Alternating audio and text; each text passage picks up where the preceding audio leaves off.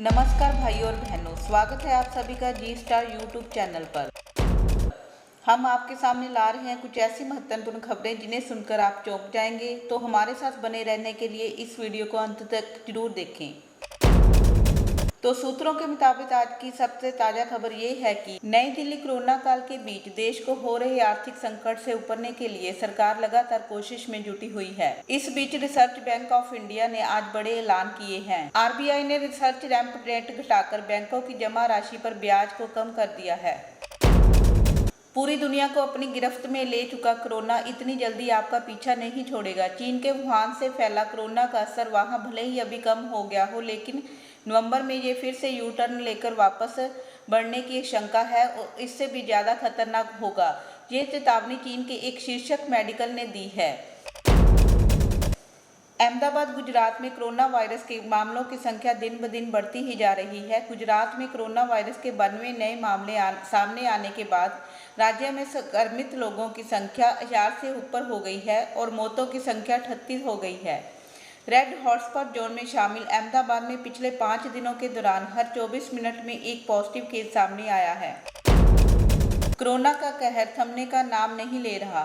वहीं देश में कोरोना वायरस के लागू बंद के बीच केरल की 50 वर्षीय एक मां अपने बीमार बेटे से मिलने के लिए एक कार से 2700 किलोमीटर की यात्रा करके राजस्थान पहुंच गई।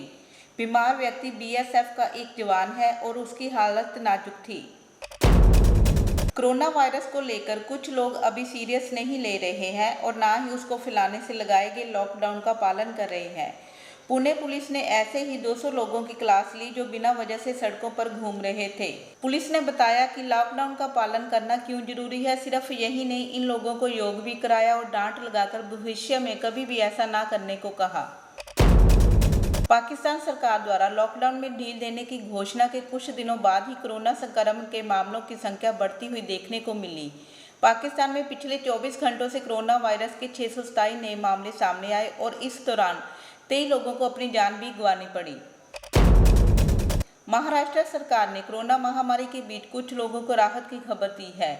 महाराष्ट्र सरकार ने आदेश दिया कि अगले 3 महीने तक मकान मालिक घरों में रह रहे किराएदारों से ना ही किराया वसूलेंगे और ना ही उन्हें घर खाली करने को कहेंगे। अगर किसी ने किराया ना देने की वजह से घर खाली करवाया तो राज्य सरकार उसके खिलाफ कार्रवाई कर सकती है। आज यूपी में मौसम बदल गया है। आसमान में काले बादल छाए हुए हैं। जगह जगह बीती देर रात तेज हवा के साथ बरसात भी हुई। इसी दौरान कई स्थानों पर बिजली गिरने की खबर है। मुजफ्फरपुर नगर में आकाशीय बिजली गिरने से एक किसान परिवार के 4 लोग झुलस गए, जिसके इलाज के दौरान 2 की मौत हो चुकी। मरने वालों में 2 सगे भाई हैं। अपनी ड्यूटी और परिवार के बीच संतुलन बैठाना हमेशा से महिला पुलिसकर्मियों के लिए एक चुनौती रही, लेकिन कोरोना संक्रमण के दौरान ये चुनौती और बढ़ गई, खासकर उस महिला पुलिसकर्मियों के लिए जिनके बच्चे रोज उनके आने की राह देखते हैं और मां के गले लगना चाहते हैं, लेकिन अब चाहकर भी अपने बच्चे को गले लगाकर चूम नहीं सकती, उन्हें प्यार नहीं कर सकती। उन्हें अपनी आंखों के तारे को आंखों से ही दूर करना पड़ा, फिर भी वो बिना किसी शिकन के दिन रात ड्यूटी निभा रही हैं। हम ऐसे कर्मचारी को सलाम करना चाहते हैं। महाराष्ट्र सरकार ने दूसरे राज्यों के करीब 1,31,000 मजदूरों को उनके गांव भेजने का फैसला लिया। ये सभी मजदूर चीनी मिलों में काम करने वाले हैं, लेकिन पहले उनकी कोरोना की जांच कराई जाएगी। राज्य के सामाजिक न्याय मंत्री ने बताया कि लॉकडाउन के चलते अन्य राज्यों में आए प्रवासी मजदूर फंसे हुए हैं। राज्य सरकार ने इन मजदूरों को गांव भेजने की इजाज़त दे दी है। मजदूरों को भोजन यात्रा और गांव भेजने की जिम्मेदारी शुगर मिल के मालिकों की होगी और कोरोना जांच कराने की जिम्मेदारी भी मिल मालिकों की होगी।